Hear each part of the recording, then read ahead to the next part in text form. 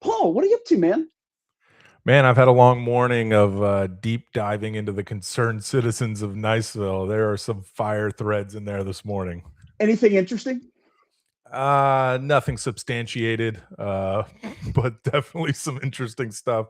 Local politicians getting doxxed and personal affairs being exposed on the internet. So yeah, pretty crazy and wild.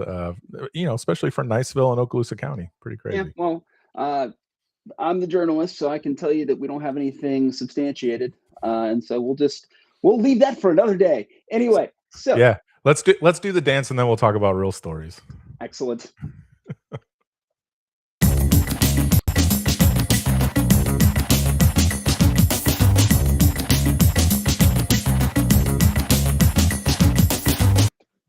Anyway, first things first, there was some stuff going on at the school board, and the big not thing not the coming out. Facebook post. The Let's talk about the real new news. principal at Niceville High School. Yeah.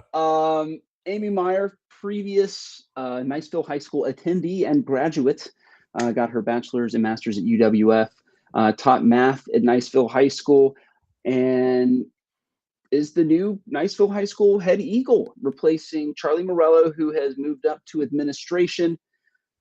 It is this first time in 13 years, I think.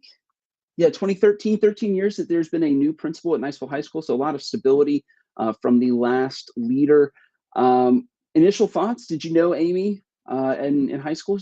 I think she's like maybe a little bit older than you, but I don't think so. I'd have to go back and grab some old yearbooks. But here's what I do know. One, thank you to Charlie Morello for what he's done for Niceville High School. I think he was a fantastic leader, and I wish him the best of luck in whatever his future career aspirations are. And hopefully he'll continue to do great work for the community up at the county level. But I'm super excited. I didn't know who they were going to backfill at first when I started hearing rumors about her coming in. I'm super stoked. I think it's the right hire. Having someone who's a Niceville High School grad is really cool. And when this was announced, people are just pouring in from Destin Elementary School saying how much they're going to miss her. And to me, that's like the hugest testament is when in a public space, people are like generally going to say they miss you. Had she been a bad principal or something, trust me, the internet would have came for her and said good riddance. So yeah, I'm excited about starting the Meyer era at Niceville High School.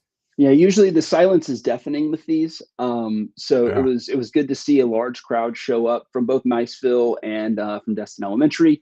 Amy Meyer, we are excited to begin working with you, and it's gonna be fun. I mean, football season is just around the corner. That's gonna be exciting. I'm excited for all the stuff that Niceville has to offer. I mean, even this year still, right? Footloose, I think, opens this weekend. The Niceville Theater troupe, as it were.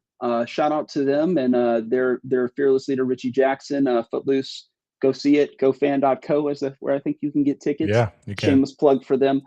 And so, I mean, a lot of stuff going on at that high school and a lot of interesting things to come. So, moving on to more wonky stuff. I'm going to just put these videos up real quick, or these maps State up real quick. politics. State politics. Everybody loves a good state politics story.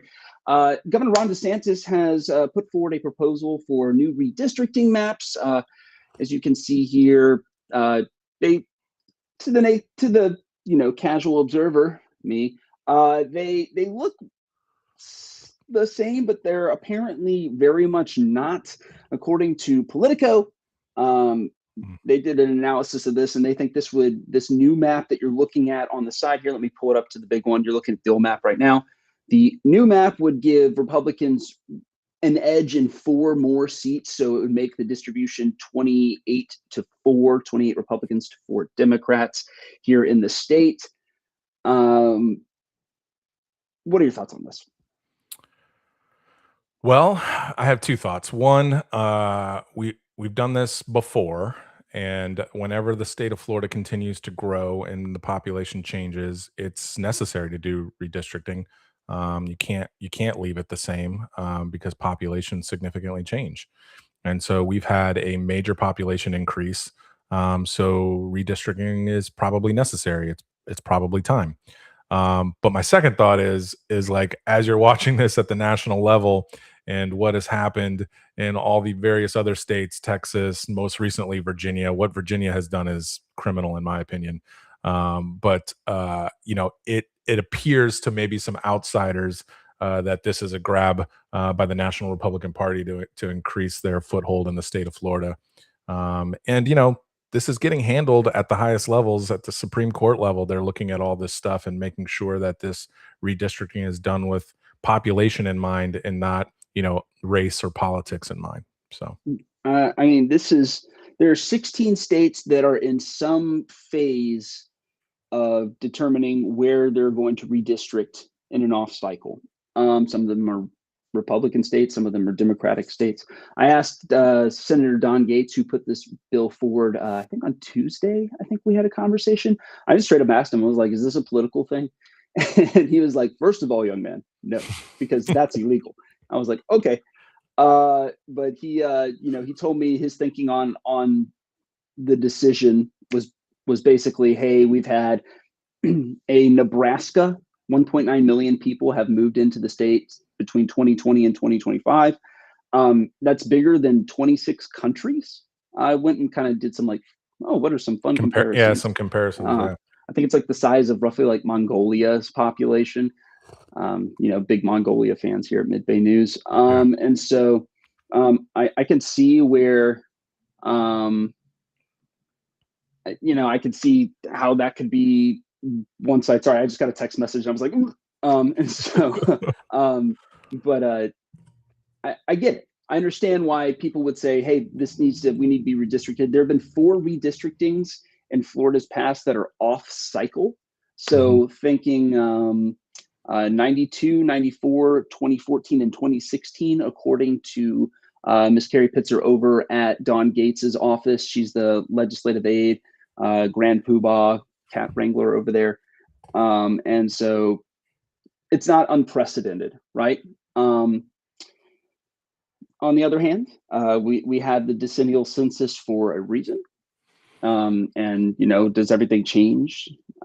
Who's getting the shaft on this? Well, I don't know if anyone's getting the shaft. I mean, I heard what you said about adding additional 4 seats to the Republicans, but I also think that nearly 2 million people who have joined Florida, I think if you look at the registered Republican count, many of them were Republicans to begin with. So, and that's not guaranteed, right? Like when you redistrict, it doesn't mean like this is gonna. So like when it's gerrymandered, right, in the traditional sense, you box most of the people of the oppositional party into, you know, like 90% districts, right? Right. But that also weakens the strength of each congressional district that's for your party, right? So instead of winning, you know, 60-40 every time and, you know, these 28 or 32 congressional districts, you know, the minority party has 4 seats locked down no matter what. And then the others are like, you know, 55-45. And all of a sudden, some of them, you know, if it's bad enough for the party in power, that could backfire. Yeah, I get it. I just think like this is probably a non-story. It's something that has to get done. You know, if it results in the next vote with more Republican seats, it's probably because there's more Republicans that moved into the state, and there's more Republicans here than there's ever been. So, well, because you called this a non-story, I'm going to make you watch this video of the city of Tallahassee while I talk. For everybody that's new to the show, Paul, big Florida guy, UF guy. And so I just want you to take a look at the beautiful skyline of downtown Tallahassee and that amazing Capitol building that we have there, just well constructed, great design. I think everybody knows what I'm talking about. Anyway, what people don't know is we were talking about concealed carry guns before the show started, and I guarantee if you took your family to Tallahassee, you would be strapped. Oh, dude, all day. But I'm also strapped in Niceville, so you know. All that to say, legislation going through. This is one of, I think, at least 2 special sessions they're going to have. They still haven't passed a budget, despite having a supermajority and the governorship. So I wait with bated breath for that to happen. Apparently, the Senate Majority Leader, the Speaker of the House, and the governor are a couple $1 billion off on their final budget. So hopefully they can figure that one out. And then I believe they're having another special session on, oh gosh, look at me putting myself on the spot. What a fool's errand. Anyway, moving on to our last. So hold on one second. So they got redistricting, the budget, and they need to get rid of our property tax, right? Those are the property three things. tax. Thank you. What is wrong with me? Yeah, no. So that just seems like a lot for people that make $30,000 a year plus per diem. It almost seems like it's a full-time job. I'm sure they'll figure it out. Yeah. Anyway, final thing for us today. My favorite story of the day, because it's positively wonky. It is nerdy and dorky and brought to us by Northwest Florida State College, who likes nerdy and dorky. They can use that nerdiness and dorkiness to help you in a variety of careers. Get your career started there today, nwfsc.edu. Last thing to talk about, though, these jurisdictional boundaries. So starting on May 1, the cities of Niceville and Valparaiso, and then the East Niceville Fire Control, or East Niceville Fire District, it's not a fire control district, fun fact, are going to put in a process where the closest fire response team goes to the closest fire. So looking at these boundaries, you can see Valparaiso, Niceville pretty clearly marked. You can see East Niceville has that part of the peninsula, that eastern part of the peninsula, and then Rocky Bayou Country Club, because, you know, when the East Niceville Fire Department was started in 1970, everything pretty much east of, I want to say, oh gosh, probably east of the that outlet, Oak Creek Shopping Plaza, was all in the county. Niceville was very, very small. And so the East Niceville Fire Department consequently had a much bigger area. But since more and more has been incorporated into the city, they've had this split, right? And so if you live in Rocky Bayou Country Club, the East Niceville Fire Department, and I don't know if you guys can see my mouse, but it's in the bottom piece of yellow down there, which is, for those of you counting along at home, a long way away from the fire department. It's actually much closer to go to the Niceville department and bring an engine up to Rocky Bayou Country Club. Same thing with 85. We have a lot of traffic response on 85, a lot of traffic crashes. And sometimes Valpy can get to them and sometimes Niceville can. And so this is crazy, Christopher. Like, I think most citizens assumed already that the closest fire department was coming to their house if their house was on fire, if there was an emergency. So I think that is one piece of information that's fantastic that that you've just uncovered, I think, for most folks. But do you have the new map? Like this is basically all the different colors are going to be one color. Got it. But I thought they had, like, at some point they had a heat map that kind of showed distances or something. Today is sponsored by Maps, basically. Dude, look, Maps is cool. Maps is awesome. That's what my master's degree is in. So I'm a little nerding out over your maps. But here's the take that I like. One, finally, the nearest police or the nearest fire station is going to show up to your house. And two, like, this starting to feel like a consolidated effort of the fire departments and could be a first step in consolidating them all. Look, I'm not saying I told you so. Not you specifically, Paul. The figurative you. I told one so. Yeah. But I kind of wrote my master's thesis on consolidation, and the amount of money we're spending on 4 different fire chiefs within a 4-mile stretch is insane. Not that fire chiefs are not important, and not that, but like, to have 4 different people and 4 different silos is bananas.